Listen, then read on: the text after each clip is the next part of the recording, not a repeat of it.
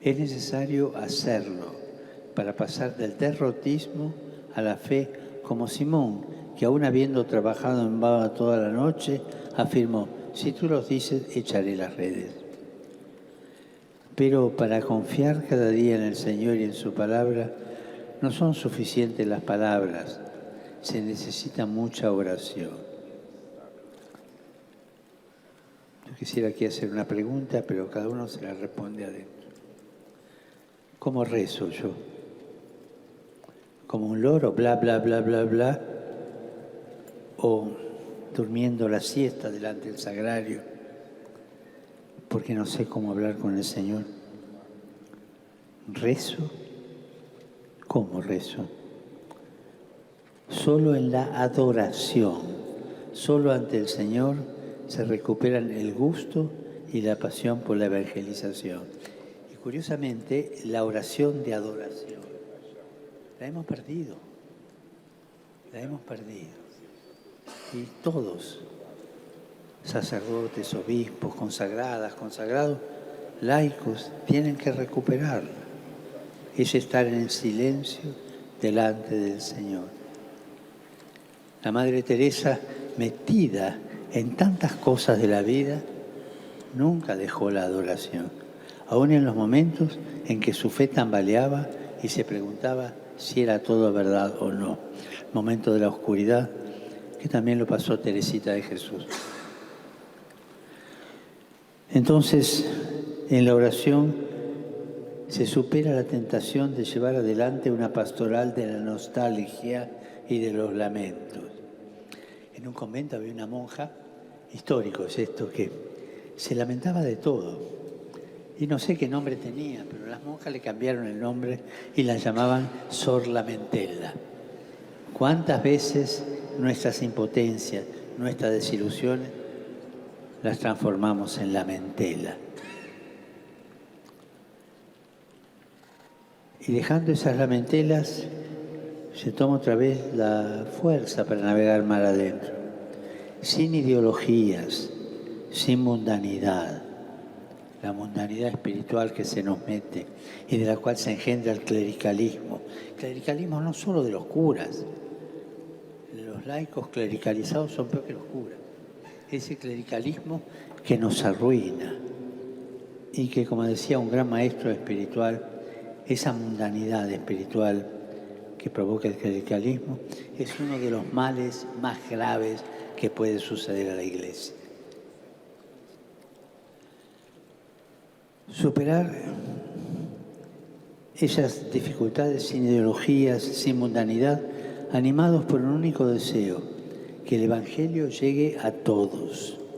Ustedes tienen muchos ejemplos en este camino y visto que estamos rodeados de jóvenes, quisiera recordar a un joven de Lisboa, San Juan de Brito, era un muchacho de aquí, que hace siglos, en medio de muchas dificultades, se fue para la India y empezó a hablar y a vestirse del mismo modo de los que encontraba para anunciar a Jesús.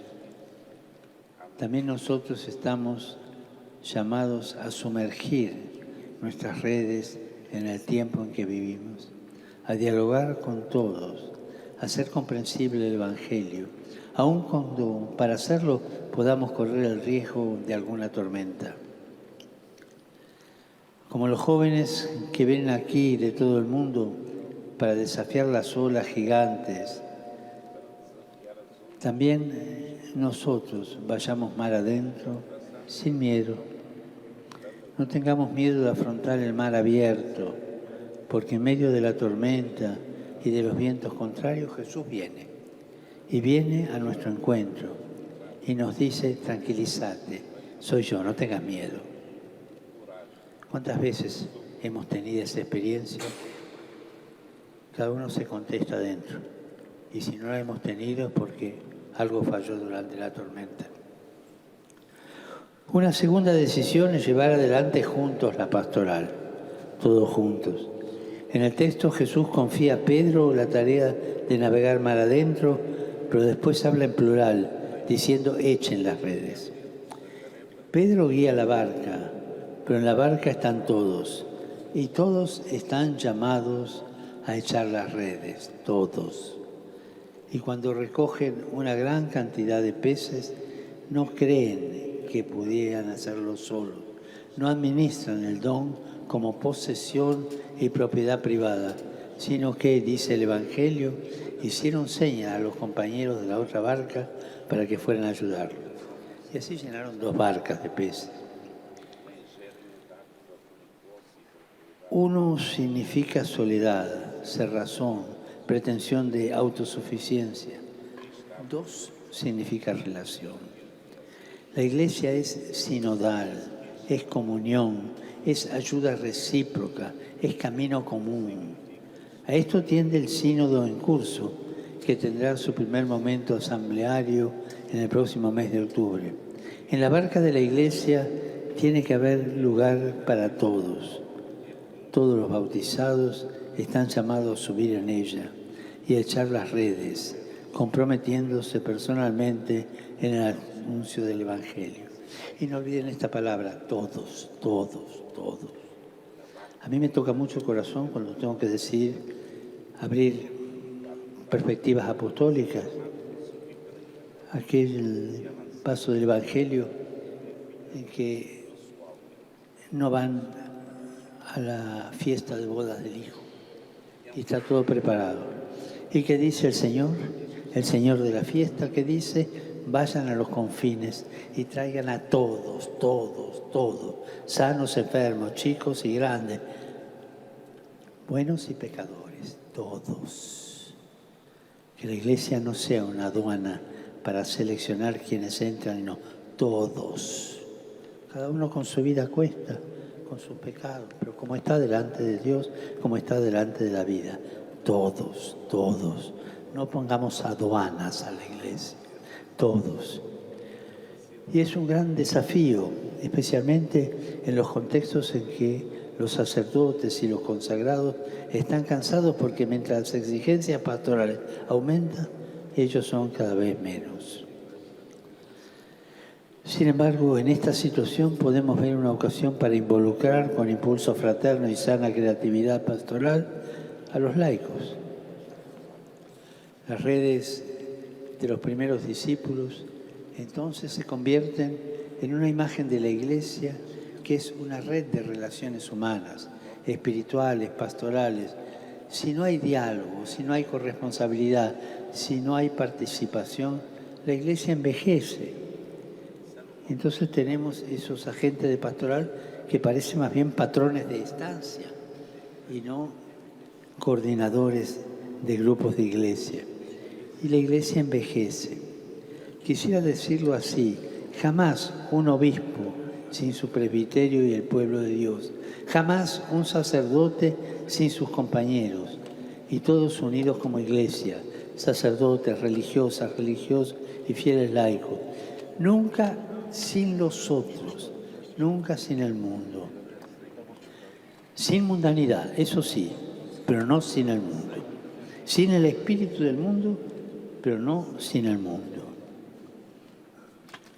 En la Iglesia nos ayudamos, nos sostenemos mutuamente y estamos llamados a difundir también fuera un clima constructivo de fraternidad.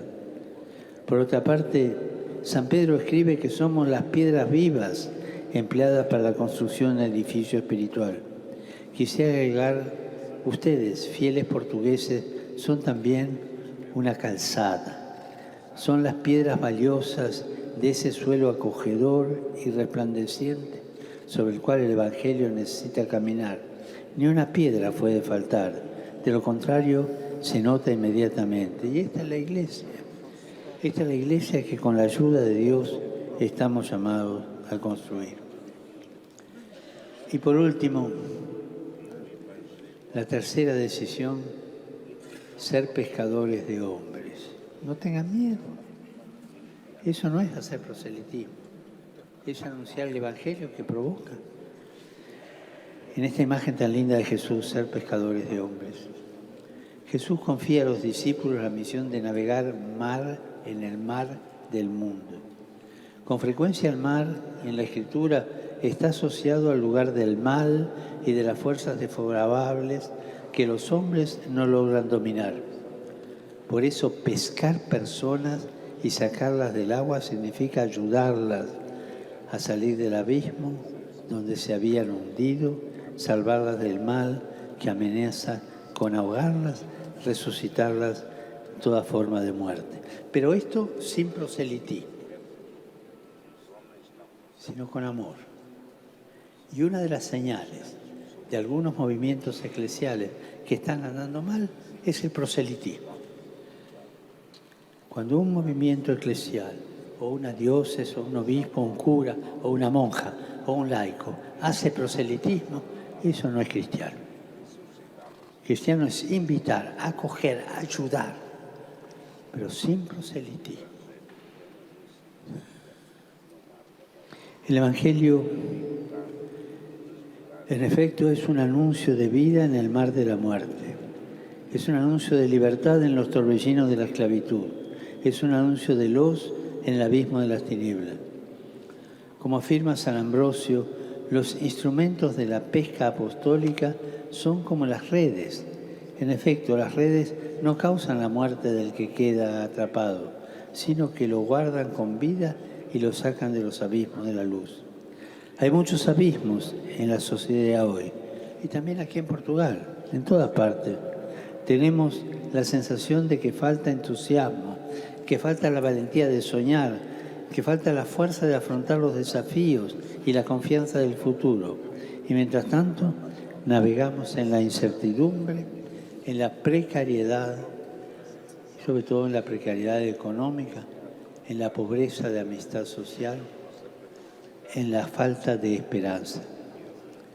A nosotros, como Iglesia, se nos ha confiado la tarea de sumergirnos en las aguas de este mar, echando la red del Evangelio, sin señalar con el dedo, sin acusar, sino llevando a las personas de nuestro tiempo una propuesta de vida, la de Jesús, llevar la acogida del Evangelio, invitarlos a la fiesta, a una sociedad multicultural, llevar la cercanía del Padre a las situaciones de precariedad, de pobreza que aumentan sobre todo en los jóvenes, llevar el amor de Cristo allí donde la familia es frágil y las relaciones están heridas, transmitir la alegría del Espíritu allí donde reinan la desmoralización y el fatalismo.